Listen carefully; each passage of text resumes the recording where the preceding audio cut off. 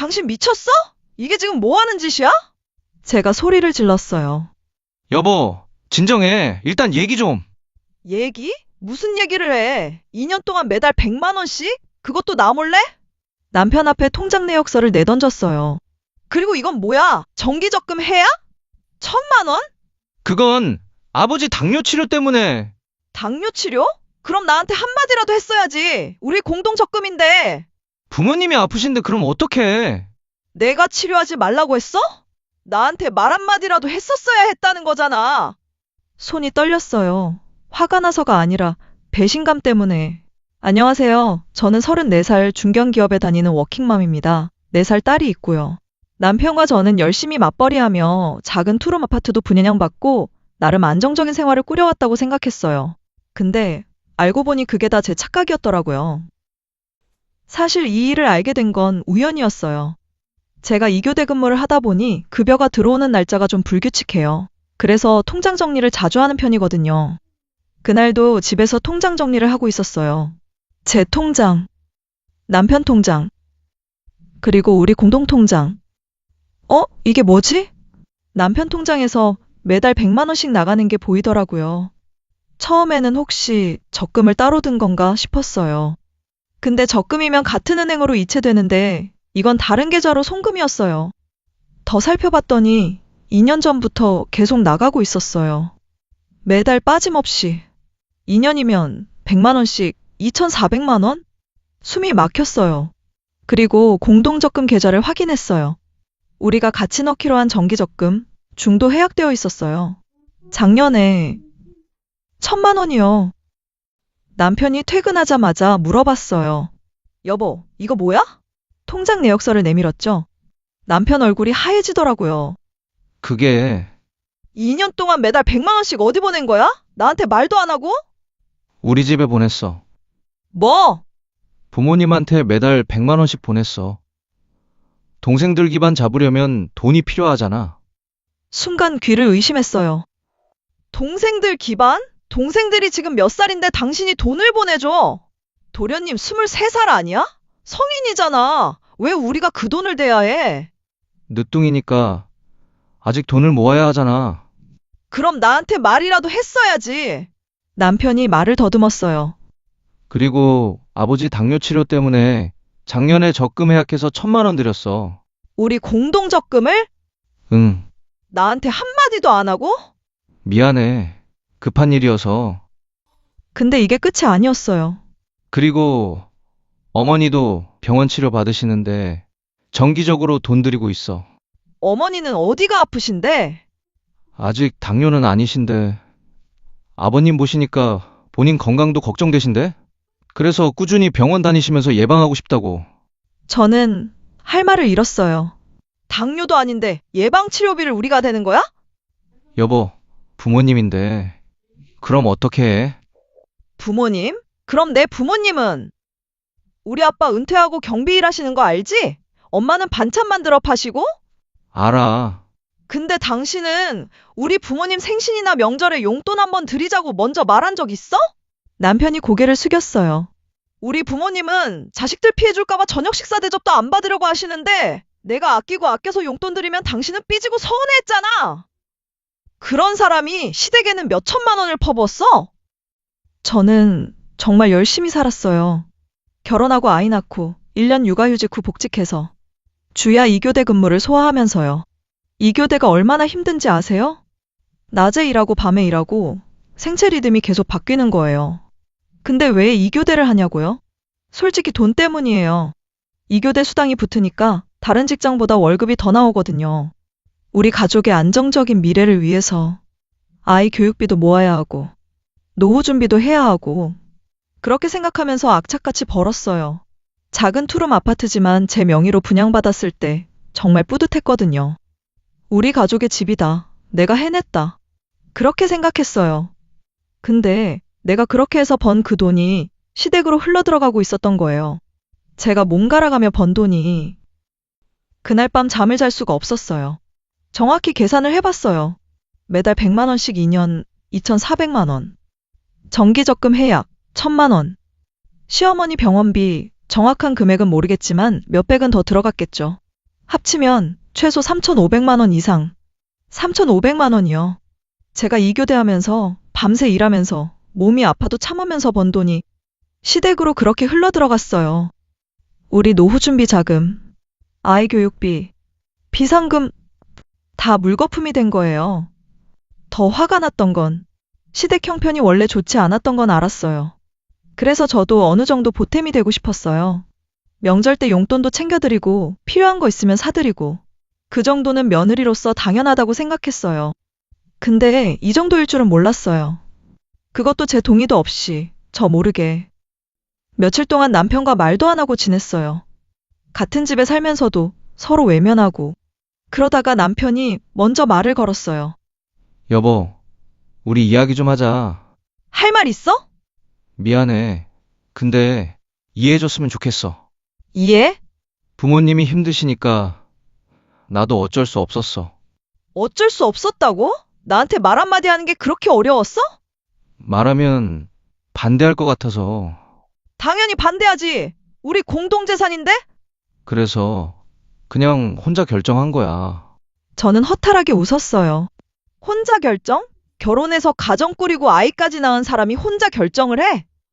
그럼 나는 뭐야? 그냥 돈 버는 기계야? 남편이 말을 못했어요. 더 화가 났던 건 그 다음이었어요.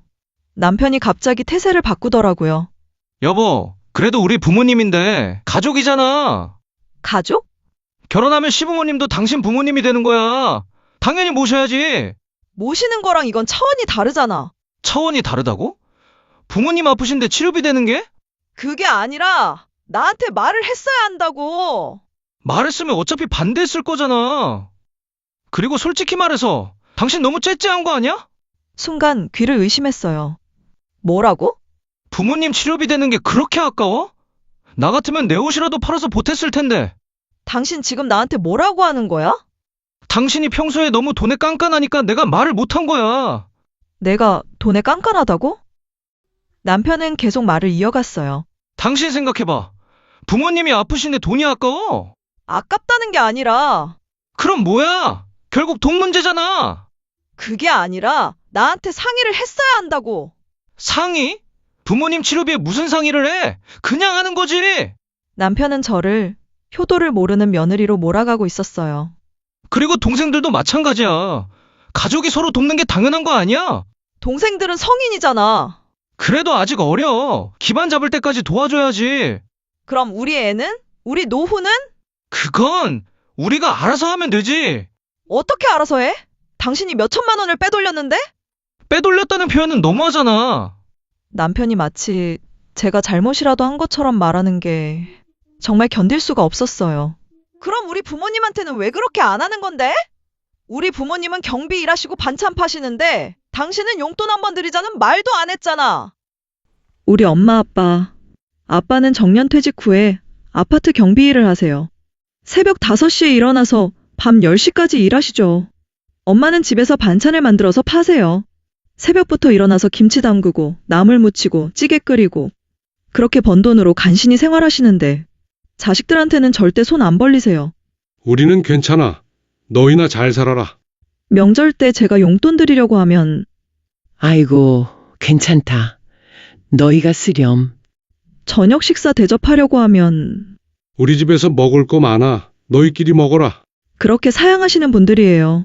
그런 부모님을 위해서 제가 몰래 용돈을 챙겨드리면 남편은 삐지고 서운해했어요. 우리도 여유가 없는데 왜 자꾸 드려? 친정에만 잘하려고 하네. 우리 부모님한테는 뭐 한 게 있어? 그렇게 말했던 사람이 시댁에는 몇 천만 원을 퍼부었어요. 결혼 생활에서 제일 중요한 게 뭐라고 생각하세요? 저는 신뢰라고 생각했어요. 서로를 믿고 중요한 일은 함께 상의하고 배려하면서 사는 것. 그게 부부라고 생각했어요. 근데 남편은 2년 동안 매달 100만 원씩 보내면서 저한테 한마디도 안 했어요. 공동 적금을 해약하면서도 한마디도 안 했어요. 시어머니 병원비를 대면서도 한마디도 안 했어요. 혹시 말하면 반대할까봐. 그게 이유래요. 그럼 저는 이 집에서 뭐예요? 그냥 동의 없이 결정해도 되는 사람? 의견을 물어볼 필요도 없는 사람? 남편은 저를 동등한 배우자로 보지 않았던 거예요. 그냥 돈 버는 사람, 시댁 살림을 도와주는 사람. 그 정도로만 본 거죠. 제가 정말 원했던 건 사과 한마디였어요. 미안해, 내가 잘못했어. 상황이 어려워서 그랬어. 앞으로는 당신한테 먼저 말할게. 당신 부모님한테도 더 신경 쓸게. 그 말 한마디만 들었어도 저는 이해하려고 노력했을 거예요. 시댁 형편이 어렵다는 거 아니까, 어느 정도는 도와야 한다는 것도 아니까. 근데 남편은 며칠이 지나도 사과 한마디가 없었어요. 오히려 저를 효도 모르는 며느리로 몰아가고 제가 깐깐하고 째째하다고 했어요. 그리고 오늘 아침 출근하면서 이렇게 말했어요. 당신 그 쪼잔하고 깐깐한 모습이 딸한테 옮을까봐 걱정돼. 아픈 시부모님한테 보태는 돈이 그렇게 아깝다면 나 같으면 당신 옷자락이라도 팔아서 보탰을 거야. 그 말을 듣는 순간 정이고 신뢰고 다 사라졌어요. 제일 고민되는 건 딸이에요. 4살. 아직 어려요. 아빠를 너무 좋아하는 아이거든요. 아빠! 퇴근하면 제일 먼저 달려가서 안기는 아이. 주말이면 아빠랑 놀이터 가는 게 제일 좋은 아이. 남편도 딸을 정말 예뻐해요. 아빠로서는 나쁘지 않아요. 그래서 더 망설여지는 거예요. 이혼하면 이 아이는 어떻게 될까?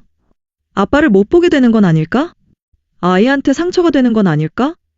그리고 현실적인 문제도 있어요. 제가 2교대 근무를 하는데 혼자서 4살 아이를 키우면서 일할 수 있을까? 밤 근무할 때는 아이를 어떻게 해야 하지? 회사 일에 지장이 생기는 건 아닐까? 근데 계속 생각해 봤어요. 이 결혼 생활을 계속할 수 있을까? 신뢰가 깨진 관계를 다시 회복할 수 있을까? 나를 불효하는 며느리로 몰아가는 남편과 계속 살 수 있을까? 답은 아니었어요.